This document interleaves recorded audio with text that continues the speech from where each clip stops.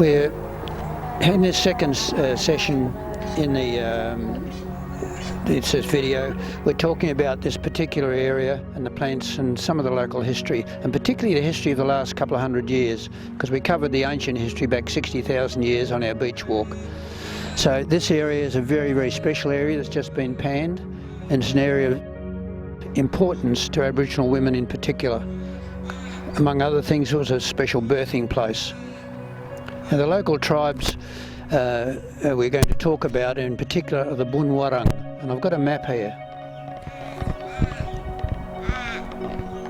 This is a map of the Bunurong, and they have the area from Port Phillip Bay through Western Port and down. And Bunurong means the Bun speakers. Warang means speaker, Bun means the language. And the Warang, is the language, and Bunna, the local tribe. And there are many others around here with exactly the word Warang in them. Woi Warang, Watharang, all those others indicating they're part of the same big group through here. Now the Bunurong themselves are broken down into 5 small clans, or 6 small clans, and one of the clans was the Ngaruk Willam, and they are the clan that occupied this area, and their numbers got up to about 60, 80 to 100 at times. Sort of people who lived here, they weren't the stone home builders and things of many other places. They lived in fairly standard humpy type accommodation. And this is an image of a very famous Aboriginal, Jimmy Dunbar. And Jimmy was the last of the local Aboriginal, local full blood. Because when we arrived, we began a program of dispossession of Aboriginals. We did things like behind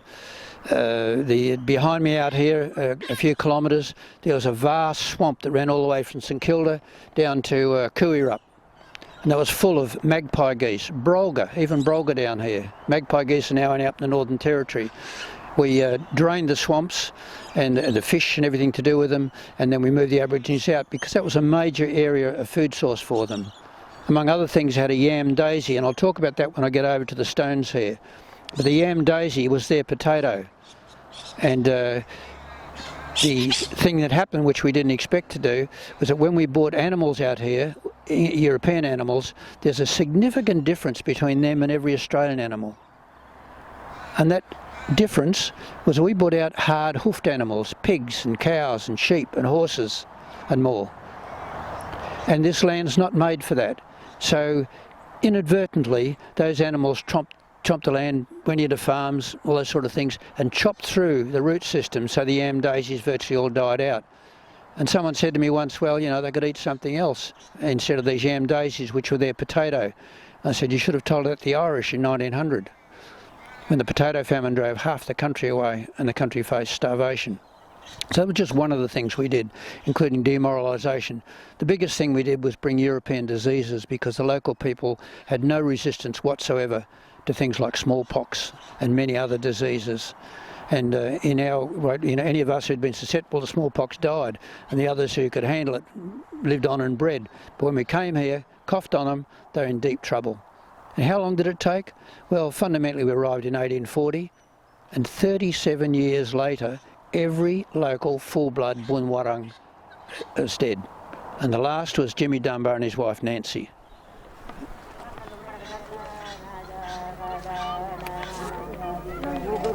And there they are. Handsome people, strong people.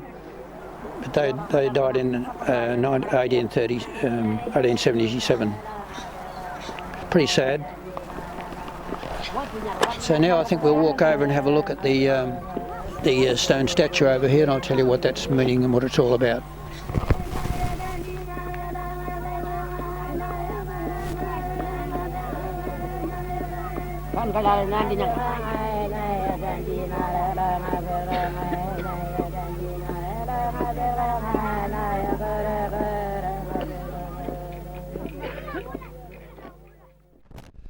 This sculpture here represents, as they say on the plaque, the Boomerang blossom.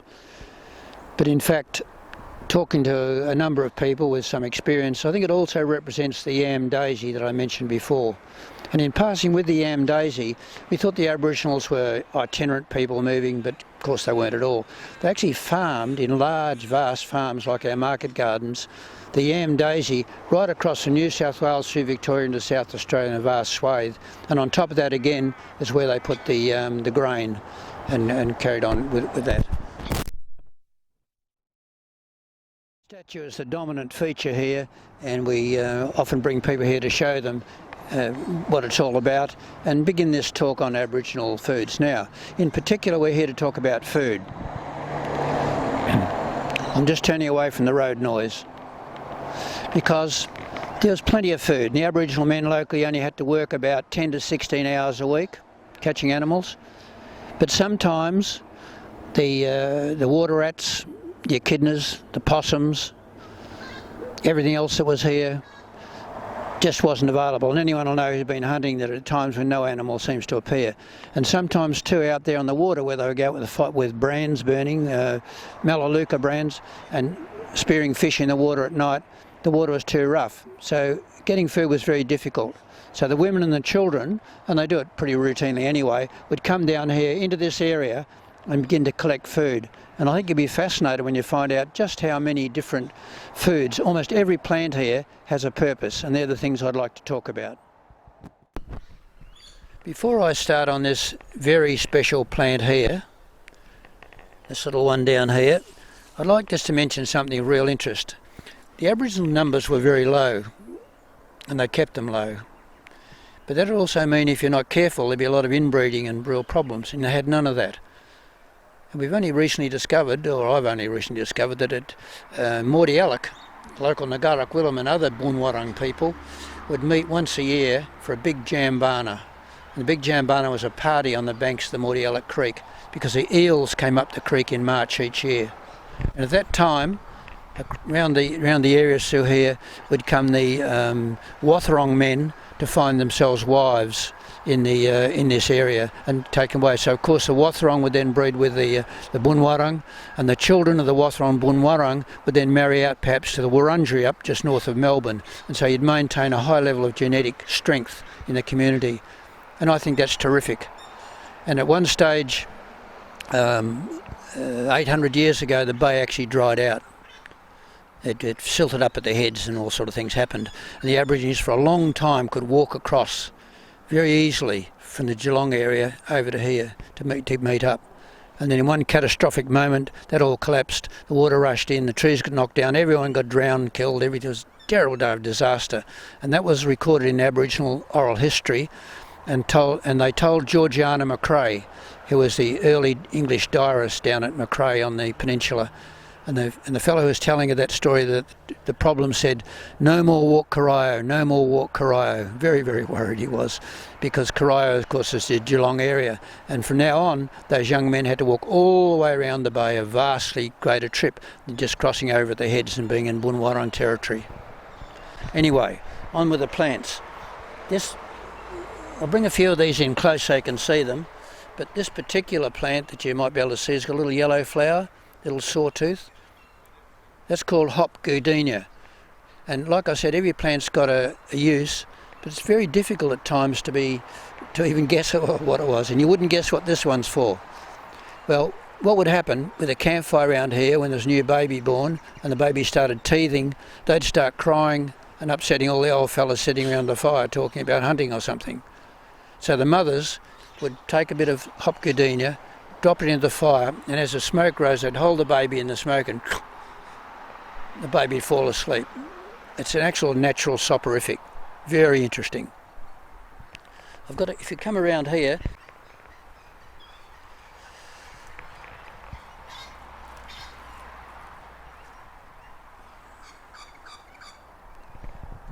in this area the dominant plant mostly all through here is what we call bower spinach. It's got a very interesting shaped little leaf, and it's quite edible. You can eat that. You can add it to salads quite well. and it's fairly famous because of Captain Cook. Captain Cook took this on his voyages to New Zealand to keep his crew from getting scurvy, and people commonly add it to salads in some of the more interesting Melbourne restaurants these days. It's called bower spinach because in other areas around here, if there's a big log, it'll go right up and over it and halfway up this tree and down again. So it's a very interesting plant, bower spinach. And as well in here, there is this long sinuous plant called, I'll come back to that, I've forgotten the name for a moment. And in here, rhagodia, there's a bit of rhagodia. That's got a substantial little berry on it that's quite good for you, but it's very sweet on the outside and very, very bitter on the inside. So that's another edible plant, not eaten too often. And what else have we got in here? Probably behind me, it's of interest. The bush there is Boobiella mysopore. We call it Boobiella. And Boobiella has berries in the season, and they're very sweet and good to eat, with a little stone in the middle. The Aborigines would come and collect those in large numbers. So Boobiella was another important food in the area. I think around the place here we've got lots of wattles, and also, you know, the banksia, which is really fascinating with the banksia. I pulled off one of these banksia flowers a little while back, but the banksia in the mornings exudes a nectar. And the Aborigines would take a banksia flower like that, quite a few of them, pop them into a dilly bag full of water, and then let the scent and the nectar go into the water overnight so the kids could have the equivalent of a cordial. And the adults as well would let it mature for a few days and add a bit more of a few other plants, and it'd turn into alcohol, which you wouldn't expect. And finally, which I think is really nice for young girls, when we're taking talks down here and we show them, the young girls would come down in the morning and take this plant, and a much stronger banksia is called the hairbrush plant, because they could do this. They could do their hair, comb their hair, make it look nice, and fill it full of sweet smelling scent. So it's a triple use of a fairly great little flower. Just on our way out, there's a couple of things here. There's tea tree. It's called TI tree and TEA tree. These days we call it TI tree, but in the early settlers' days they actually tried to make tea out of it. I've never tasted it, but I don't think it'd be much good. And here is the reason why we call that spinach I talked about, Captain Cook spinach, and tetragonus is its Latin name, and bower spinach, because see the bower it forms? It'll climb up anything and fall down, tumble down.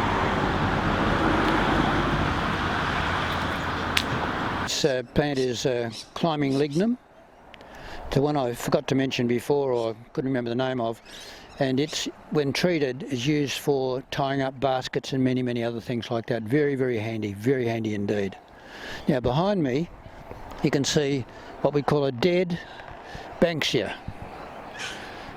And someone says, why don't we knock out all the old dead banksias and get rid of them because they look so unsightly?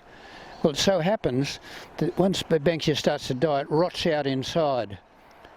And when it rots out inside, it means that in particular the rainbow lorikeets can dig in up the top and have nests. And when we came here this morning, this tree had 5 wonderful rainbow lorikeets sitting in it. And in December, January, you'll often find a female sitting with her head out here looking at you at this level. Very cute and great fun to know they're around. Even when I hit that, I can hear the hollowness within the tree.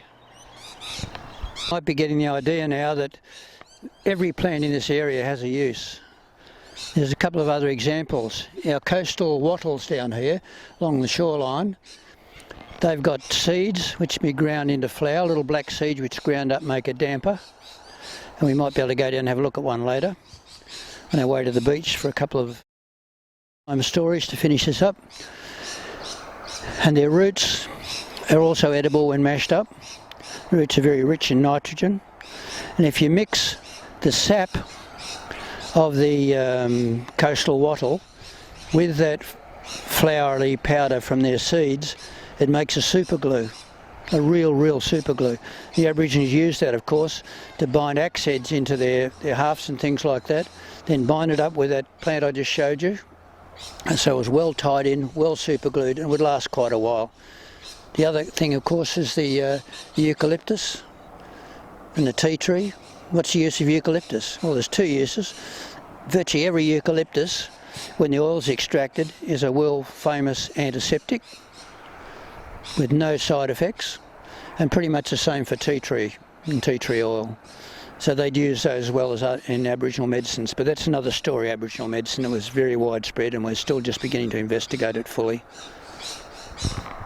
Another eucalypt of interest is the manna gum. We haven't got any here, but it's a gum with a long leaf like that. They're spread around the peninsula here in the foreshores, and we're getting a couple planted in this area for the future.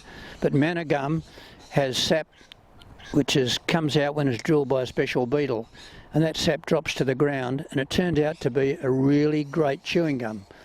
All the whites got onto it very quickly, as well as the Aborigines, so it's another thing that they have which you wouldn't have expected. Soft drinks, alcohol, chewing gum, most of the vices. That plant down there is known as pig face. That's what everyone calls it. We now call it these days Carcalla rossii. Carcalla being the Aboriginal word for it.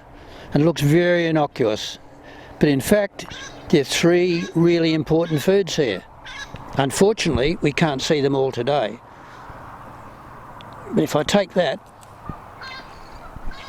if you're really dry, there's no water around, you're in trouble in the bush in Australia, just eat one of these. And when it's finished, I'll just show you how much water comes out.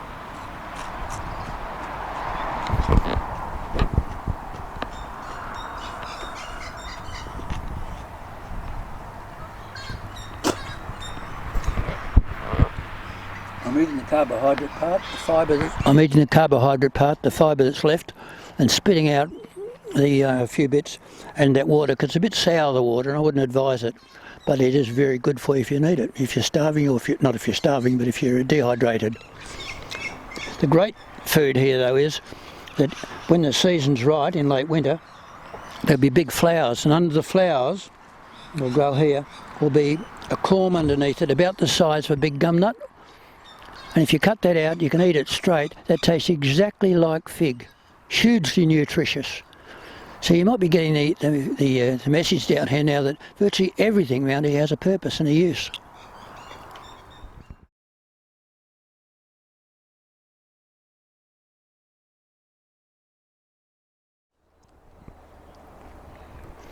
And here's a nice little shot of the coastal banksia I showed you earlier. This is March and they're just beginning. That's expanded from something like my finger in only a few days. These are about 2 weeks old and they're maturing very quickly. They go into a hard nut in the end, but it's a beautiful plant. We're very lucky to have it.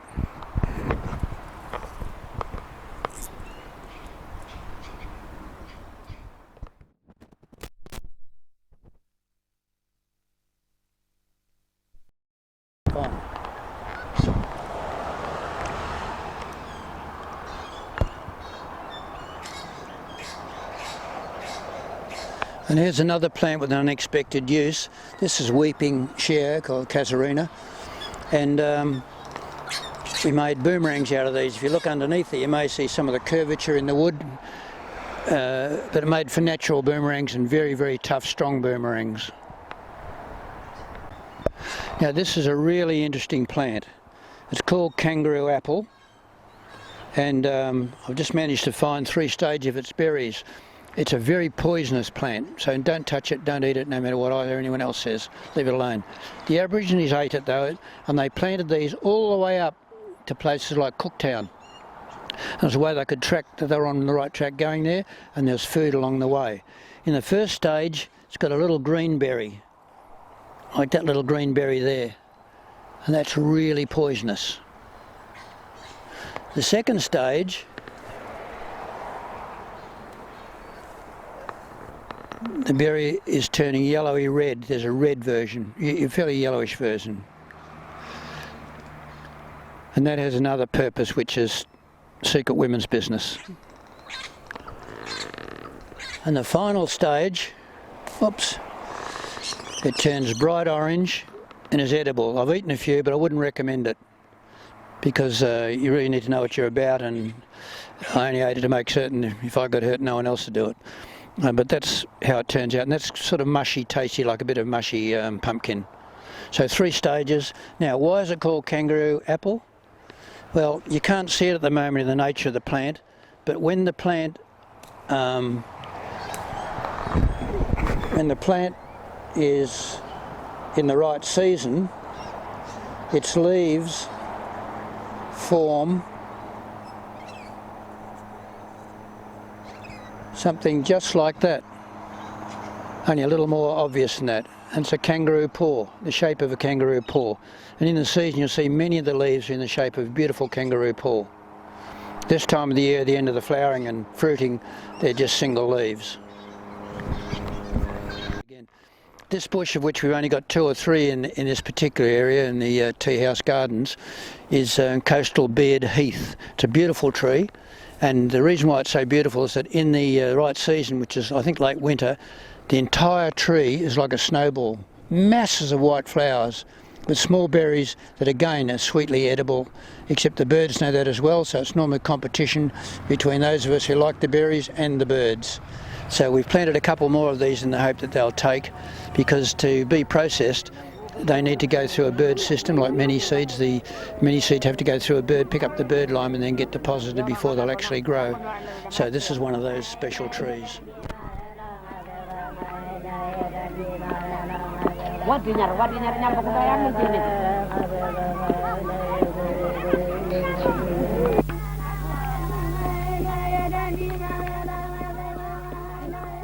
This is the coastal wattle I mentioned before, with its seeds, its nitrogen fixing root systems, and it's the mixture of the sap and the seed forming superglue. And by chance here along the path we've got the coastal seaberry saltbush, Rhagodia, which has the lovely red berries, and those red berries stain brilliantly red. So if you're taking children on a walk down here, letting them play with that, girls rub it on their lips, is usually good fun. Unexpectedly bright, isn't it? The use of this would be doing yourself up for a didgeridoo party or something. Okay, we're now going to go down onto the beach itself for just a couple of small stories that were pertinent to the Aborigines in this area. There's a classic interchange here of 2 plants doing a great job. The saltbush, pretty common throughout Australia, but very special on beaches, because the saltbush pulls the salt out of the soil and holds it under its leaf. So the soil's now desalted from here on up, all the way along the beach, the same too. If you look down the beach later, you'll see saltbush all the way. And then, next we have our coastal wattles. And our coastal wattles are pulling nitrogen out of the air and pumping nitrogen into the soil. So the soil's nitrogenised, which is really good, and desalted. As a result, if we kept swinging the camera, you'll see behind it the line of big trees that can then grow happily and healthily.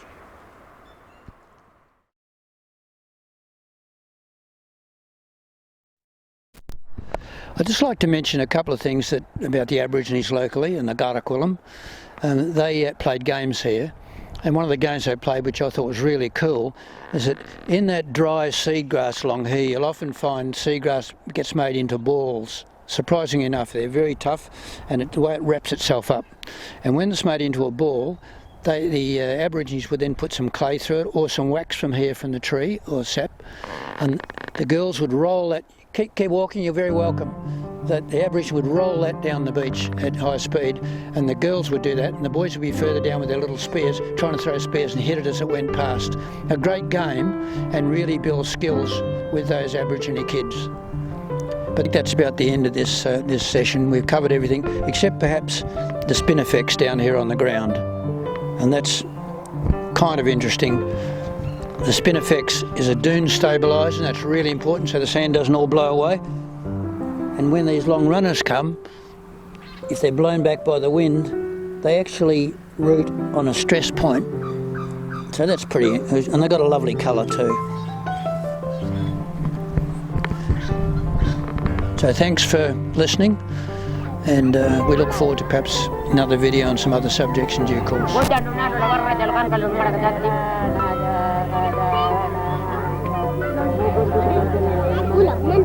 Yo bang madan ko na. Ako na lang na malaktiam.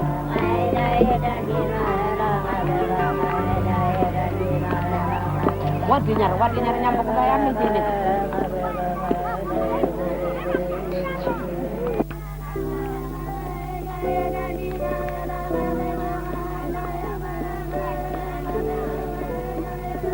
Kan kalalan na din ang